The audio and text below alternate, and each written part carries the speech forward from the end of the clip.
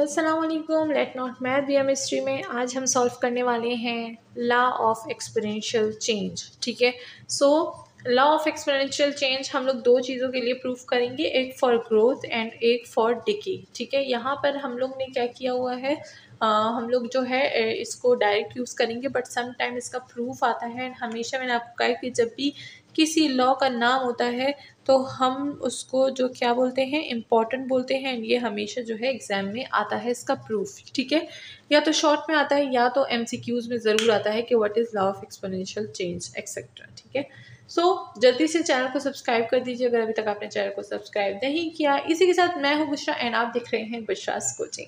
तो चलिए स्टार्ट करते हैं without any delay our law of exponential change.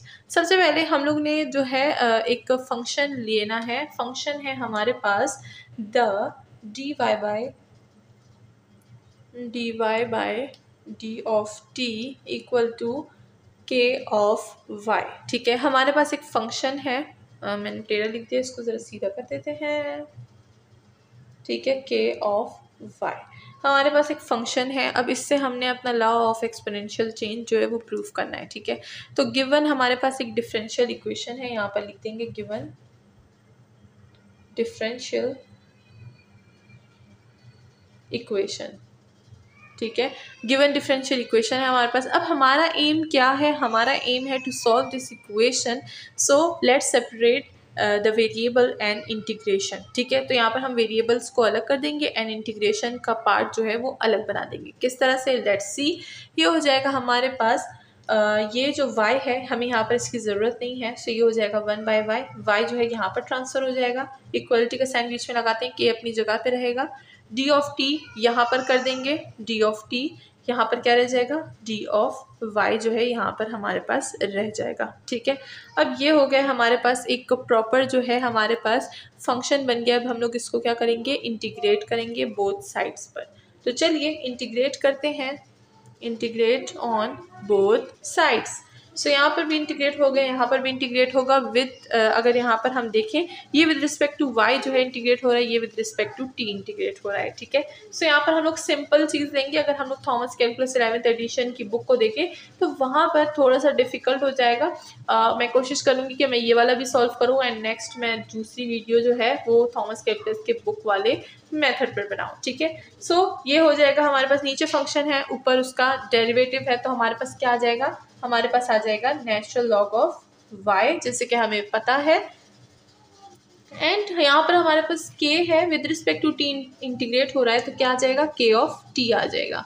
And साथ में ये जो है इनडेफिनेट इंटीग्रेशन है। इनडेफिनेट इंटीग्रेशन मतलब यहाँ पर हमें लिमिट्स नहीं गिवन। सो साथ में हम लोग एक कांस्टेंट को लगा लेंगे, बिकॉज ये बहुत अकेला फील कर रहा है, तो कांस्टेंट लगाना is the must in indefinite integration में। ठीक है, सो अब ये हाँ जो है हमारे पास फंक्शन। अब हम लोग इस फंक्शन को देखने वाले हैं, this is the very important function, इसको हम लोग कोई भी स्टार का नाम दे देंगे। ठीक है, अब यहाँ से हमने पढ़ा है नेचुरल लॉग पे पूरा का पूरा, हमने एक एक्सरसाइज पढ़ी है।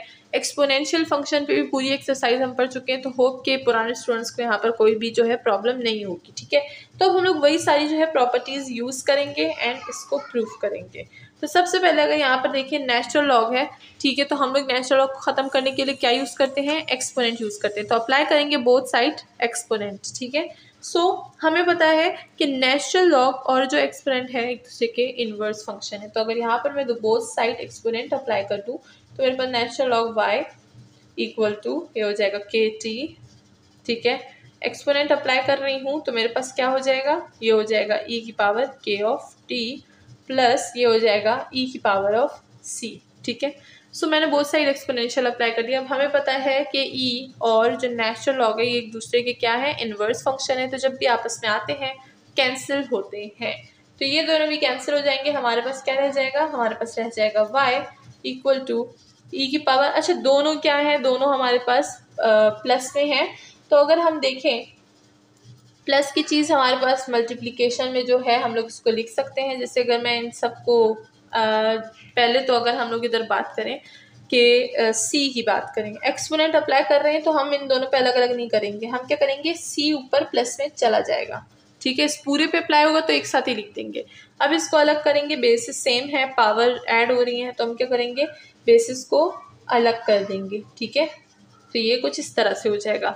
नाउ यहाँ पर e की पावर ऑफ c वो हम लोग जो है एज अ डिनोट करेंगे, क्या एज अ डिनोट करेंगे हम a से, ठीक है। सो इसको a से डिनोट करेंगे। यहाँ पर हमारे पास y है। अब एब्सोल्यूट है, एब्सोल्यूट की वैल्यू क्या होती है, प्लस इंटू माइनस, तो प्लस इंटू माइनस लगाएंगे और ये एब्सोल्यूट जो है हमारे पास खत्म हो जाएगा, ठीक है। ये प्लस और माइनस लगा लिया। नाउ इस प्लस और माइनस के साथ ही हम लोग इसको a के डिनोशन में ले लेंगे, ठीक है। तो ये क्या करता है, प्लस इंटू माइनस डिनोट करता है exponent c equal to a को। तो यहाँ पर इसको पुट कर देंगे, ये हो जाएगा y equal to a and ये अपनी जगह पे एज इट इज e की power k of t and that's all. हमारे पास जो हमारा लॉ ऑफ एक्सपोनेंशियल चेंज है वो प्रूफ हो गया है, ठीक है। अब यहाँ पर जो है हमारे पास क्या आती है, दो चीज़ें आ जाती हैं। एक आता है क्या, एक आता है ग्रोथ और एक आता है डिके, ठीक है। तो ग्रोथ और डिके दोनों ही जो है हमारे पास क्या है, दोनों ही हमारे पास लॉ ऑफ एक्सपोनेंशियल चेंज में है। इसकी सिर्फ एक छोटी सी जो है बात है जो कि हमें याद रखनी है कि ग्रोथ कब होगी और डिके कब होगी। तो अगर हम यहाँ पर बात करें ग्रोथ की, नीचे वाला हटा देते हैं, तो ग्रोथ की अगर हम बात करें GROWTH ग्रोथ एंड डिके, ठीक है। तो अगर ग्रोथ की बात करें तो ग्रोथ कब होगा, जब ये जो k है हमारे पास ये ग्रेटर देन 0 होगा, ठीक है।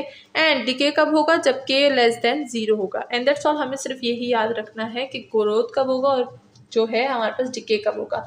ये जो k है यहाँ पर ये हमारे पास जो है नंबर को डिनोट कर रहा है, k जो है हमारे पास नंबर्स को डिनोट कर रहा है, ठीक है। सो जो नंबर होंगे वो अगर 0 से ग्रेटर होंगे तो हमारे पास ग्रोथ होगी, अगर वो 0 से लेस होंगे तो हमारे पास क्या होगी, डिके होगी, ठीक है। तो इसी के साथ मैं ज़रा इसका जो है वो लिख देती हूँ, जनरल टर्म लिख देती हूँ, law of exponential change. General term और जो हमने प्रूफ किया इसमें इतना ज़्यादा फ़र्क नहीं है, फ़र्क सिर्फ डिनोशन में है, ठीक है, कि उन्होंने डिनोट किस तरह से किया है। तो आप ज़रा ये इसको हम लोग यहीं पे रखते हैं और अब मैं जो है जो बुक में हमें एक प्रॉपर जनरल फॉर्म दिया गया है वो लिख देती हूँ, जो कि है y equal to y of naught e की पावर k ऑफ t, ठीक है। और इसमें भी ग्रोथ कब होगी, जब k ग्रेटर होगा और लेस होगा तो फिर क्या होगा, डिके होगा। तो हमें ये चीज़ें याद रखनी है ताकि हम इसमें कंफ्यूज ना हो, और आपको ये चीज़ याद होनी चाहिए कि what is law of exponential change, ठीक है। इसी के साथ होप के सबको समझ आ गया होगा, प्रूफ बहुत ही ईजी से तरीके से मैंने समझाया है। नेक्स्ट वीडियो मिलते हैं विद अवर नेक्स्ट टॉपिक। तो अगर आपको ये चैप्टर पूरा करना है तो मेरे साथ रहिएगा, उसके लिए आपको चैनल को सब्सक्राइब कर देना होगा एंड बेल आइकन को प्रेस कर देना होगा ताकि जब मेरी वीडियो अपलोड हो तो आपके पास सबसे पहले पहुँचे। अल्लाह हाफिज़।